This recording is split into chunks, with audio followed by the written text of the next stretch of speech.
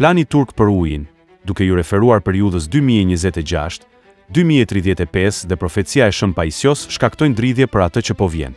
Shën Pajisios ka thënë se lufta e madhe e ardhshme do të jetë për ujin, duke u përqendruar në lumin Eufrat. Është shkruar shumë për murgun e shenjtë. Njerëzit që e njihnin dhe ata që nuk e njihnin shkruan për fjalët dhe jetën e tij, fjalë dhe citime të shumta.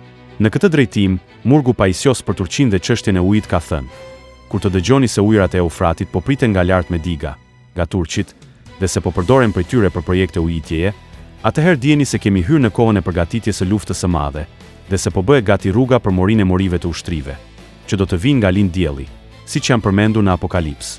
Brenda të gjitha përgatitjeve është edhe kjo. Lumi e Eufrat duhet të thahet në mënyrë që ushtria e shumtë në numër të kalojë. Kthehemi në kohë dhe themi se Everia turke prezantoi një strategji gjithëpërfshirëse kombëtare 10 vjeçare për ujin, që do të formsojë mënyrën se si menaxhon lumenjtë që rrjedhin në lindjen e mesme, ndërsa Ankaraja lëviz për të zvogëluar konsumin e brendshëm të ujit, duke forcuar kontrollin mbi burimet ujore që burojnë brenda kufive të saj, raporton Bozkurt, një gazetar turk në Mërgim. Plani turk i ujit për periudhën 2026-2035 hyri në fuqi, pasi u miratua me dekret presidencial dhe u botua në gazetën qeveritare më 14 mars 2026, 7 ditë më parë. Plani që u përgatit nga Ministria Turke e Bujqësisë dhe Pyjeve, përcakton një kornizë afatgjatë për menaxhimin e lumenjve, rezervuarve dhe infrastrukturës ujore të Turqisë.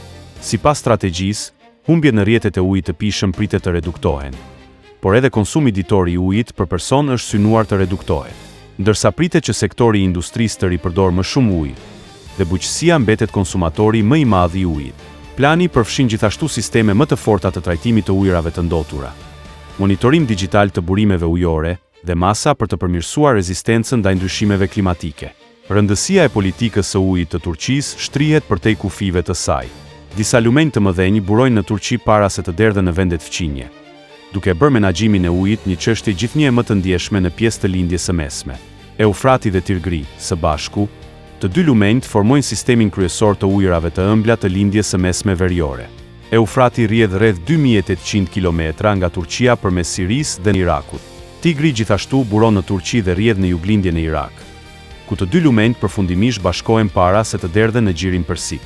Turqia ndodhet në skaj të Pellgut dhe siguron pjesën më të madhe të ujit që ushqen sistemin. Hulumtimi vlerëson se rreth 90% e rrjedhës vjetore të Eufratit vjen nga Turqia, ndërsa Tigri merr rreth 40 deri 50% të ujit të tij nga territori turk. Meqense se të dy lumenjt burojnë në Turqi, vendimet në lidhje me digat, rezervuarët dhe ndarjen e ujit mund të ndikojnë drejt për drejt në nivelet e ujit. Prandaj, uji ka qenë një çështje e përsëritur në marrëdhëniet midis Turqisë dhe fqinjve të saj jugor për dekada të tëra. Që nga vitet 1970, Turqia ka ndërtuar një sër digash të mëdha si pjesë e projektit të Anadollit Juglindor, një program i madh zhvillimi i projektuar për të gjeneruar energji hidroelektrike dhe për të zgjeruar ujitje në juglindje të vendit. Projekti përfshin 22 diga dhe 19 hidrocentrale dhe ka transformuar pjesë të mëdha të rajonit në një zonë të madhe bujqësore. Në të njëjtën kohë, ai ka ngritur shqetësime në Siri dhe Irak në lidhje me ndikimin e mundshëm të ruajtjes së ujit në rrjedhat e lumenjve. Mungesa e ujit është bërë veçanërisht akute në Irak, ku Eufrati dhe Tigri sigurojnë pjesën më të madhe të ujit të përdorur për bujqësi, të ujit të pishëm dhe të ujit për gjenerim të energjisë elektrike. Rreth 70% e burimeve ujore të Irakut vijnë nga jashtë vendit, kryesisht nga dy lumenjt që burojnë në Turqi. Rreshjet e reduktuara dhe temperaturat në rritje kanë shtuar presionin. Lindja e mesme është tashmë një nga rajonet më të ndjeshme ndaj mungesës së ujit të shkaktuar nga ndryshimet klimatike. Shkencëtarët paralajmërojnë se thatësira në rritje dhe normat më të larta të avullimit mund të zvogëlojnë disponueshmërinë e ujit në të gjithë pellgun në dekadat e ardhshme.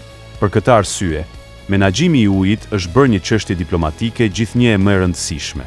Turqia, Iraku dhe Siria kanë negociuar periodikisht marrëveshje për lirimin e ujit dhe bashkëpunimin teknik.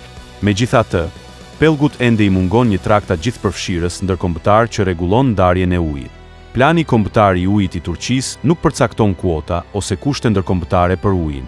Në vend të kësaj, ai përcakton kornizën e brendshme përmes së cilës vendi synon të menaxhojë lumenjtë që rrjedhin nëpër territorin e tij gjatë dekadës së ardhshme, pa u shqetësuar për fqinjet.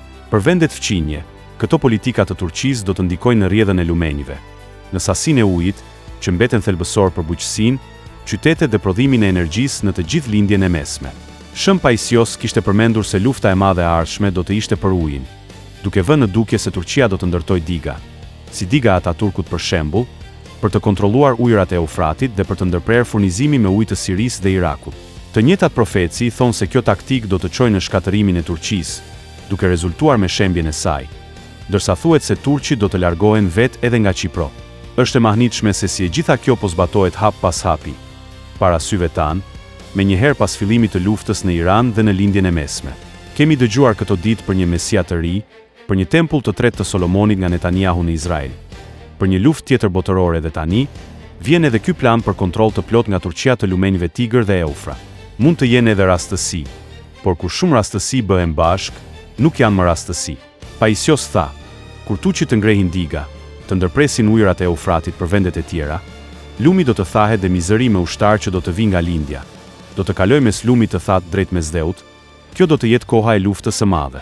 Ja lëm kohës të përmbush ose jo të thëna, por ne vendosim copza që puthiten me njëra tjetrën, brenda tablosë së madhe, për ta kompletuar atë me sa mundemi.